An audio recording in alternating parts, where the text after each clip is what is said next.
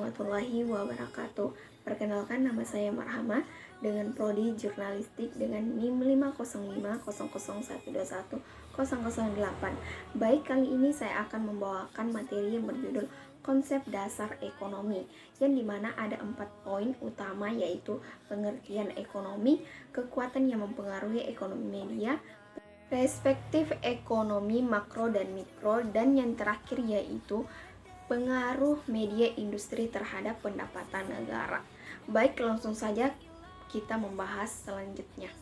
Baik, materi yang pertama yaitu pengertian ekonomi media. Secara umum, istilah ekonomi media itu terdiri dari dua kata, yaitu ekonomi dan media.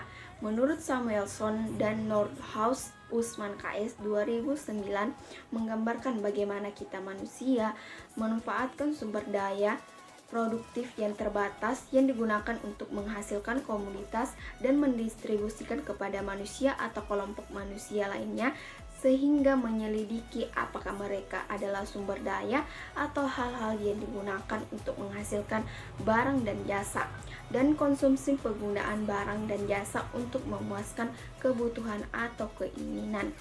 Yang kedua yaitu kekuatan yang mempengaruhi ekonomi media. Peran ekonomi media antara lain dalam industri massa adalah: 1.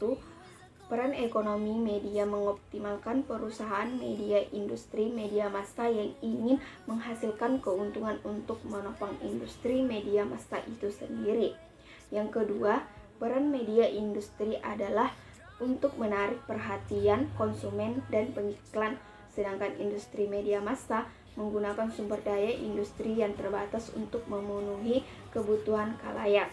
Yang ketiga yaitu media massa ini juga merupakan sarana untuk menjawab kebutuhan khalayak dan pengiklan serta informasi yang mereka terima, baik berita, hiburan maupun pendidikan. Industri media juga ini dapat membantu media dalam menemukan orang atau individu yang biasanya diundang untuk bergabung perusahaan industri media, yang peran utamanya dalam industri media sangat bermanfaat untuk menciptakan lapangan kerja yang luas di tengah masyarakat. Dan yang ketiga yaitu perspektif makroekonomi dan mikroekonomi. Makroekonomi dapat didefinisikan sebagai studi tentang perilaku pengambilan keputusan individu atau pengambilan keputusan perusahaan dan rumah tangga dalam kaitannya dengan lingkungan sumber daya. Jika mikro ini ingin mengetahui faktor mana yang berkontribusi pada keputusan seseorang dan bagaimana faktor tersebut mempengaruhi pilihan terhadap sesuatu secara umum, pasar secara menjangkut harga, penawaran, permintaan barang dan jasa. Pendekatan ini adalah bottom up, pendekatan yang berfokus pada elemen fundamental yang membentuk 3 sektor ekonomi, yaitu pertanian, manufaktur, jasa atau pendidikan tinggi, atau sektor lainnya seperti tanah, kewirausahaan, dan permodalan. Dan yang materi terakhir yaitu pengaruh industri media pada pendapatan negara.